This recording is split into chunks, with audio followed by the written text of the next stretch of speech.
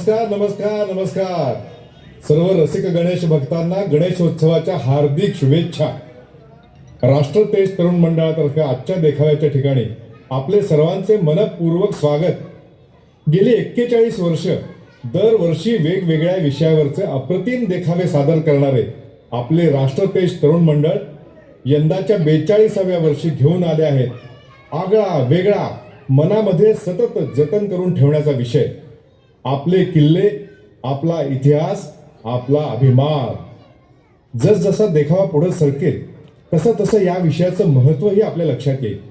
चला तर मग जाऊया अशाच एका आपल्या किल्ल्यावर.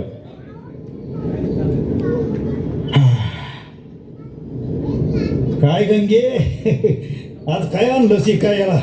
नेहमीच की भाजी भाकरी चटणी लोणचं ताक. तू काय नॉनव्हेजच आणला असशील नव का? मी कधी व्हेज आणतो काय? अगं सुट्टीच्या दिवशी माणसं गंमत जम्मत धम्माल करायला येते. थोडी थोडी गंमत केली त्यांना नॉनव्हेज खावंसं वाटतं, म्हणून मग मी असं बेत आणतो. तसं बी आज सुट्टीचा दिस म्हणल्यावर जादाचीच गर्दी होईल नाही का? हा, धंदा पण चांगला होईल. होणार होणार. बघितलं, गडावर चढायच्या वाटेवर हे नेहमी त्यांचं दुकान लावतात. आता तुम्ही म्हणाल त्यांचं पोट आहे त्यावर, ते ठीक आहे हो, पण त्याचा परिणाम बघा ना. आय आय आय आय यार हव्या, जाम भूक लागली राव. आता बघ, खाण्याचा ब्रेक घेऊ आता, नंतर चढू पुढं. हा चालतंय की. हा काय मावशी, काय काय खायला? हा, हा, हा. या पोरांनो या. अरे गरम गरम पिठलं भाकरी, आणि ही गडावरची आमच्या स्पेशालिटी आहे. वर ताक बी देते. हव्या, तुझ्या आवडीचा बेत. हो. ए आव्या, यार चिकन बिकन असताना तर मजा आला असताना. रस्ता बिस्सा ये इकडं आहे साहेब, या इकडे या. हा, या. आता बघा तुम्हीच, त्या प्लास्टिकच्या ताटात जेवण घेतलं त्यांनी, थर्माकोलच्या ग्लासात रस्सा आणि ताक घेतलाय. खाऊन हाडकं तिथंच टाकतील. ताट टाकली आता तिथेच. शोभतं का यांना? त्यांना समजावलंच पाहिजे आता. चला.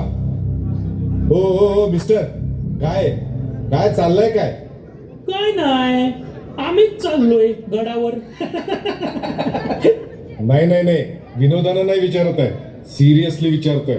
किती आणि कसा कचरा करताय तुम्ही गडावर जायच्या रस्त्यावर? तुम्ही कोण? मी गड संवर्धन करणाऱ्या एका युनिटचा सदस्य आहे. हा, मग ते करा ना.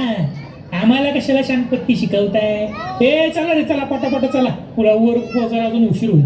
अरे मी जाम तुंबलोय. अरे जा ना मग तिकडे झाडा माग, एवढी झाडं उभी आहेत. बघितला निर्लज्जपणा.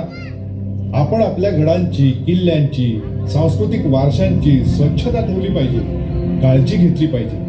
याविषयी कुठलीही आस्था यांना नाही. यांना आपण सांगितलं पाहिजे, हे किल्ले गड म्हणजे नुसत्या बांधलेल्या वास्तू नाहीत, त्यांच्या मागं उज्ज्वल इतिहास आहे. म्हणूनच तर महाराष्ट्रातल्या आपल्या मराठी साम्राज्यातल्या 11 किल्ल्यांना जागतिक वारसा स्थळ म्हणून युनेस्कोनं मान्यता दिली आहे. आणि हा गौरव आपल्याला अबाधित ठेवायचा असेल तर स्थानांची स्वच्छता, आजूबाजूचं पर्यावरण, खाण्यापिण्यासाठी उत्कृष्ट सुविधा, दळणवळण सुविधा, या सगळ्या गोष्टी अजूनच काटेकोरपणे व्हायला हव्या. कुठे काही विकायला बसणं, कुठेही कचरा टाकणं, कुठेही नैसर्गिक विधी उरकणं, या गोष्टींवर निर्बंध असायलाच हवे.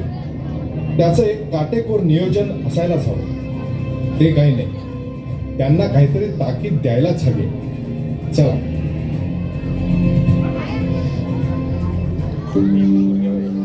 मुजराव साहेब. औक्षवंत भाशिवबा. मा साहेब, आपण चिंतित दिसता आहात. बरोबर ओळखलं शिवबा. मराठी साम्राज्याचा ध्वज अटकेपार रोवत असताना तुम्ही जीवाचं रान केलं. रक्ताचं पाणी करून तुम्ही आपल्या मावळ्यांनी मजबूत आणि अभेद्य असे किल्ले बांधले. रामचंद्र पंतांनी त्या किल्ल्यांची निगराणी कशी करावी याची संहिता आखून दिली. पण आज 21व्या शतकात त्या किल्ल्यांची दुरावस्था पाहिली की मन विषण्ण होतं. आऊसाहेब, तुमच्या मनीचा सल आम्हास जाणवला नाही असे कदापि तरी शक्य आहे का? त्याचीच खबरबात घेण्यासाठी आम्ही काही तजवीज केली होती. त्याच वार्तेची आम्ही वाट पाहत आहोत. मुजरा आऊसाहेब, मुजरा राजर. ये ये सुहाना, काय वार्ता आणलीस? काय सांगू राज, आपल्या ध्येयची लक्तर आपणच पाहायची असं झालंय. एक एक प्रसंग पाहिला आणि कुणी काळजाचं लचक तोडत असलं ग झालं बघा. म्हणजे काय पाहिलं तरी काय असं? काय सांगू आऊसाहेब, कुणी बी उठावं आणि डोळ्यात तेल घालून जीवापाड जपलेल्या आपल्या किल्ल्यावर वाटेल तशी घाण करावी वय. काय खाल्लं पेलं का तिथंच खरकट उष्ट टाकून जायचं. पाण्याच्या साठ्यात कचरा करायचा. बुरजावर पुरुषभर उंचीचं तण उगवलेलं. तटबंदीच्या चिरातून झाडं फुटलेली. त्याच्या मुळांनी भिंती ढासळत्या झालेल्या. बकवदा हो आऊसाहेब, बकवदा. जगदंब जगदंब, खरोखरच हे सगळं वेदारक आहे, संतापजनक आहे. आजच्या रयतेला त्यांच्या दैदिप्यमान इतिहासाचा काही अभिमान आहे की नाही? पंतांनी लिहून ठेवलेल्या गडाची निगराणी कशी करावी, त्याचं संवर्धन दुरुस्ती याविषयी लिहून ठेवलेले संदर्भ आजची पिढी वाचते की नाही? केवळ आमच्या जन्मदिनी, राज्याभिषेक दिनी आमच्या प्रतिमांना हार घालून आमचा उत्सव साजरा केला की झाली सगळी इति कर्तव्यता. शिवबा, शांत व्हा. आपण म्हणता त्यात तथ्य आहे, पण हा वारसा तुम्ही पुढच्या पिढ्यांना दिला तो आता जपण्याची पूर्णतः जबाबदारी त्यांची आहे. एखाद्या विशाल झाडाची मुळं हा जसा त्याचा आधार असतो, तसंच आपली संस्कृती, आपला इतिहास म्हणजेच आपला अभिमान असतो. याची जाणीव त्यांनाच व्हायला हवी. त्याच्या जपणुकीचं भान हे त्यांनाच यायला हवं. ते त्यांना यावं हीच जगदंबेच्या चरणी प्रार्थना करूया.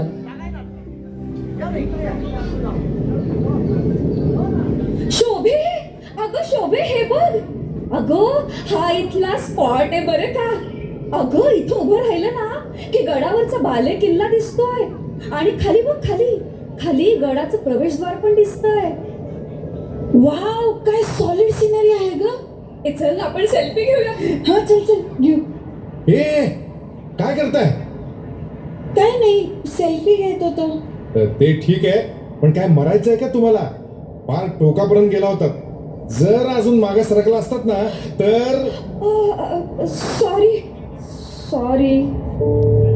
ही पाण्याची बाटली तुम्ही टाकली इथे? हो हो, आमचीच आहे. घरी पण असंच करता का? पिलं पाणी टाक दिवाणखान्यात, पिलं पाणी टाक बेडरूम मध्ये. हा काहीतरीच काय, घरात कोण असं टाकतं? घरात डस्टबिन असतं ना. मग इथेही आहे की डस्टबिन, वॉशरूम सगळं आहे. वरती गेलात की इथे करा ना सगळं व्यवस्थित. सॉरी.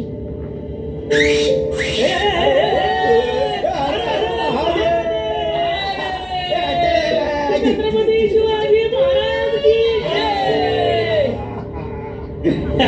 अरे सागर, अवी, हे बघा ना, इथे पिकनिक स्पॉट आहे. अरे बघ कसला माहोल दिसतोय. पिकनिक नाही येड्या, गडावर चढून जाताना दमायला होतं म्हणून जरा वेळ बसायची सोय केली आहे. बसता कसलं? अरे गाणे लाव यार, नाचू मस्त.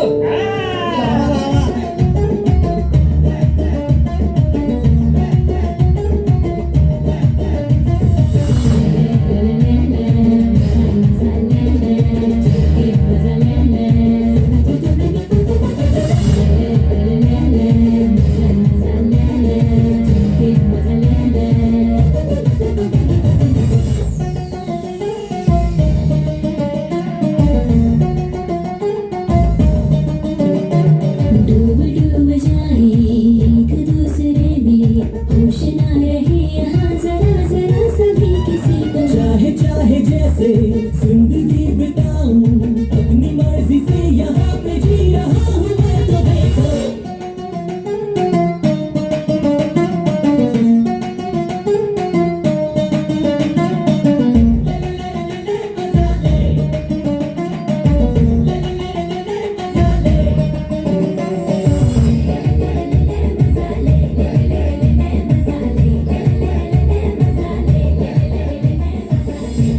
अरे येड्यानो अरे इकडं बघा इकडं. काय आहे? अरे ते काय काय बाईक आहे अरे तेच ना मग बाईकच आहे नुसती. म्हणजे? अरे याचा अर्थ पंछी पंछी. अरे पण गेले कुठे पण? तिथे जरा गुहेसारखी जागा दिसतीये बहुतेक. कबूतर गेलीत बघ वळचणीला. ये ये ये हा सावकाश ये ना ये. हात दे ना बावळटा. हा हा ये ये शोना हे बघ माझ्याकडे खडू आहे. मग मी काय करू? मी ना आणला फळा. ये काय येडी आहे का तू? फळा काचायला पाहिजे. अगं हे बघ हिथं नावं लिहितो ना आपली. राजा लव शोना. राजा त्यांना थांबवतोच मी.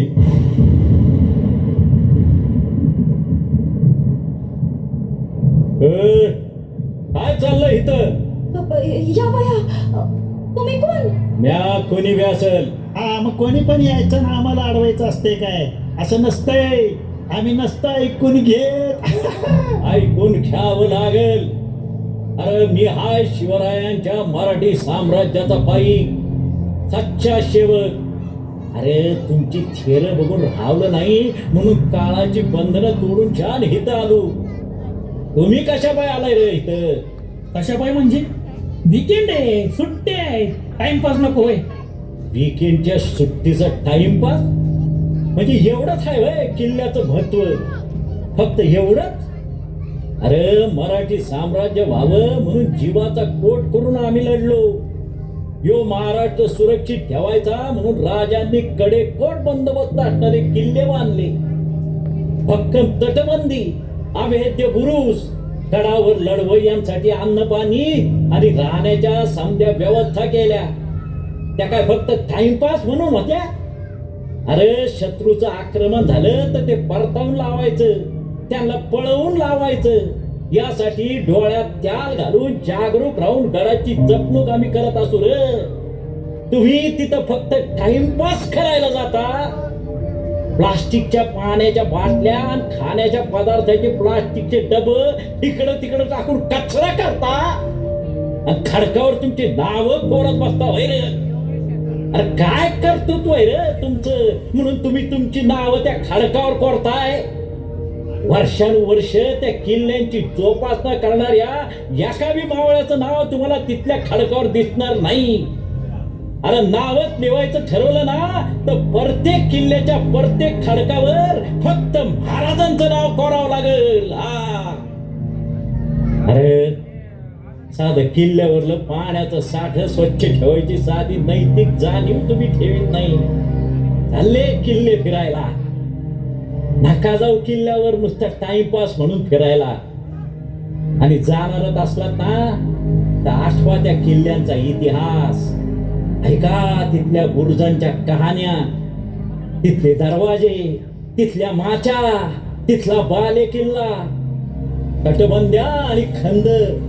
अरे कितीतरी शौर्याच्या गाथा त्यांच्या उदरात बाळगून आहेत रे. अरे त्यांचा वेध घ्या. केवळ मोजक्या काही मावळ्यांच्या मदतीनं बलाढ्य शत्रू सेनांना इथं धूळ चालली गेली. या चतुरंग सेना घेऊन आलेल्या फौजा नामोहरम होऊन माघारी गेल्या ती. आणि तुम्ही इथं येता ते फक्त निसर्ग बघाया. तुम्हाला काय इथल्या बुरुजांच्या इटा, तोफांचे जोते आणि पायऱ्यांचे पाषाण म्हणजे निस्ते दगड वाटतात होय रे. भाई भाई ती निस्ती दगड, माती, थोंड धवत र पोरांनो. धवत धवत धवत. या प्रत्येक पाषाणामागे इतिहास आहे मित्रांनो.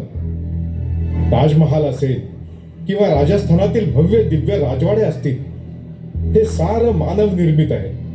तिथलं नक्षीकाम, झुमर वगैरे तुम्हाला प्रत्यक्ष दिसतं, तुम्ही कौतुक करता. पण इथल्या दगडांवर लिहिलेल्या अदृश्य कथा तुम्हाला वाचता यायला हव्यात. कुठल्या तरी खडकांवर तानाजी मालुसरेंनी वापरलेल्या घोरपडीची नख नक्षी म्हणून उमटली असतील. कुठल्या तरी खडकानं नेताजी पालकरांना वेश बदलताना पाहिलं असेल. संताजी धनाजींच्या घोड्यांच्या तापांचे आवाज एखाद्या खडकाला कान लावला तर ऐकू येतील. सभागृहातल्या भिंती राजांच्या गनिमी काव्यांच्या खलबतांच्या साक्षी देतील. बरोबर बोलताय तुम्ही. खरं म्हणजे आम्ही एवढ्या वेगळ्या दृष्टीने याच्याकडे कधी पाहिलंच नव्हतं. मग आता बघा, फक्त तुम्ही नाही, सगळ्यांनीच बघायला हवं. या किल्ल्यांच्या जागा शोधताना महाराजांनी काय विचार केला असेल. नैसर्गिक साधन संपत्तीचं इतकं स्ट्रॅटेजिक प्लॅनिंग, असा विचार सगळ्या जगात कोणी केला नसेल. किती कौशल्याने हे किल्ले आपल्या या पूर्वजांनी बांधले असतील. या सगळ्या मागचं हे सत्य, जाणत्या राजाचं हे अद्भुत कौशल्य आता जगासमोर येऊ लागलंय.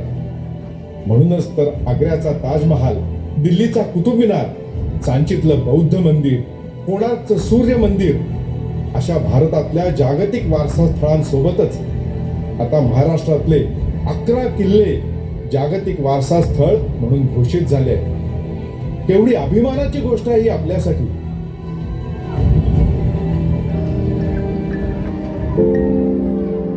सुभानराव, आपले कोणते कोणते किल्ले जागतिक वारसा स्थळे झाली आहेत? जी सांगतो आऊसाहेब. पहिलं म्हणजे रायगड. रायगड आमच्या राज्याची राजधानी.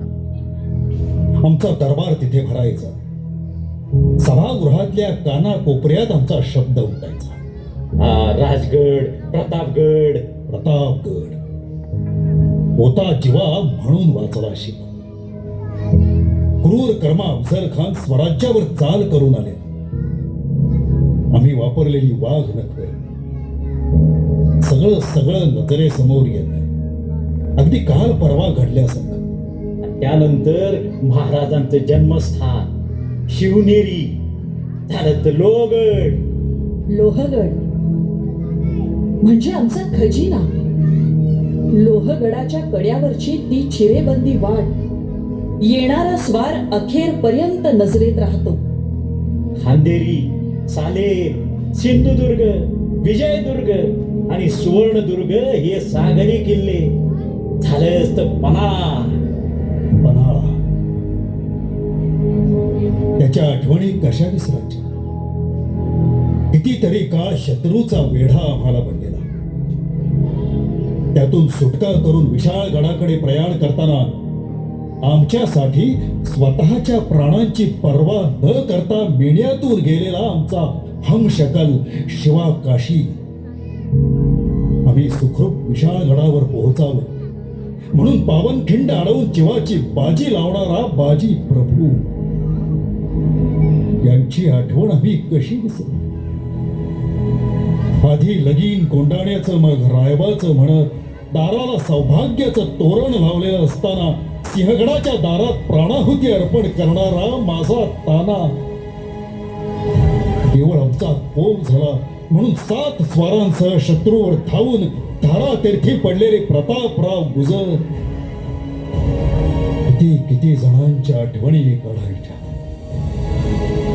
हे सगळे माझे वीर तेजपुंज होते. सगळा इतिहास केवढा दैदिप्यमान आहे. केवढा तरी दैदिप्यमान इतिहास आहे आपल्या प्रत्येक किल्ल्याच्या भूतकाळात दडलेला. सगळे किल्ले निसर्ग सौंदर्यानं नटलेले आहेत. म्हणूनच नैसर्गिक जागतिक वारसा स्थळ म्हणून युनेस्कोच्या शिरपेचा मानाचं स्थान आज आपल्याला मिळालं आहे. त्याची गूज आपण सर्वांनी राखली पाहिजे. या दगडांच्या राशी पाहताना त्याच्या मागे दडलेला इतिहास जेव्हा तुम्हाला रोमांचित करेल, त्या आठवणी तुमच्या मनात रुंजी घालतील, त्यांची जपणूक आणि निगराणी तुम्ही कराल, तेव्हा होईल खरे संवर्धन. केवळ आपल्या वास्तूंचेच नव्हे तर संस्कृतीचे, वारशाचे आणि इतिहासाचे सुद्धा खरे संवर्धन. आम्हाला तर आता अगदी पटलेलंच आहे. ती गोष्ट ठेवून स्वच्छता, नोंदी, पर्यावरण, सुविधा अशा सगळ्या पातळ्यावर एक व्यक्ती म्हणून आपल्याला जेवढं कार्य करता येईल तेवढं आपण यापुढे नक्की करू. आणि मी म्हणतो केवळ 11च का, शिवरायांचे सगळे किल्ले जागतिक वारसा हक्क म्हणून मान्यता पावली पाहिजेत असा संकल्प आपण करूया. या कामी आम्हाला यश दे हीच आई जगदंबेच्या चरणी प्रार्थना.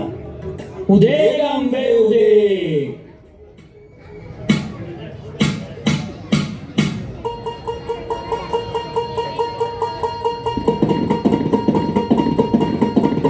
अगधावा आई ठाई ठाई दैत्य मातला अन संपू देत काळ दुष्ट बंधनातला.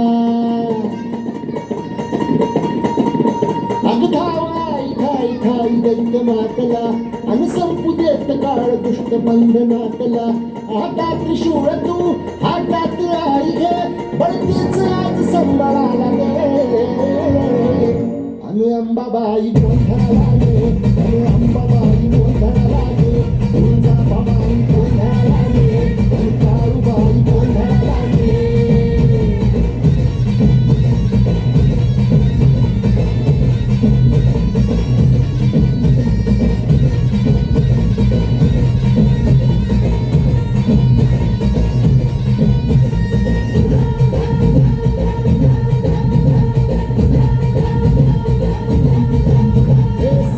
शृंगवासिनी तुझा गोंधळ हे आई तुझा भवानीचा गोंधळ. अग बाहुल गडवासिनी तुझा गोंधळ आई करवीरवासिनी तुझा गोंधळ. हे बाधावर बैसुनी अंबा आली रे. हे साडी ऐकून माझी अंबा आली रे. हे भक्तीचा आवाज चढविला गे साज. आज संबळ वाजे माझ्या आईच्या गोंधळाला.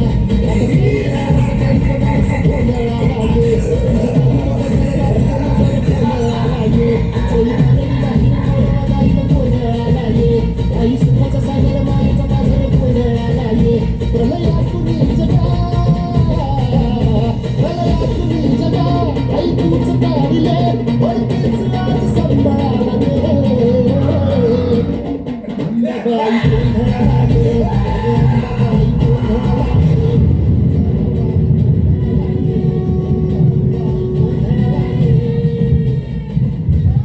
हाच तर आहे आपला अभिमान, आपले किल्ले आणि आपला इतिहास. हीच आपल्या महाराष्ट्राची थोरवी. जय जय महाराष्ट्र माझा, जय महाराष्ट्र माझा. जय जय महाराष्ट्र माझा, जय महाराष्ट्र माझा. तुझी मुळी अस्मानाच्या सुलतानीला जबाब देती जिभा. सह्याद्रीचा सिंह गणसतो शिवशंभू राजा.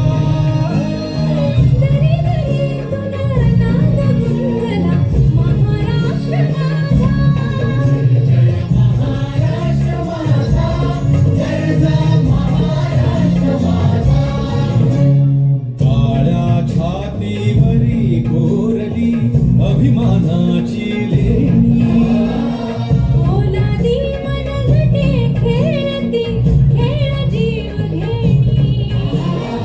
दारिद्र्याच्या उन्हात शिजला इथराच्या घामाने भिजला. देश गौरवासाठी झिजला दिल्लीचेही दत्तनामी.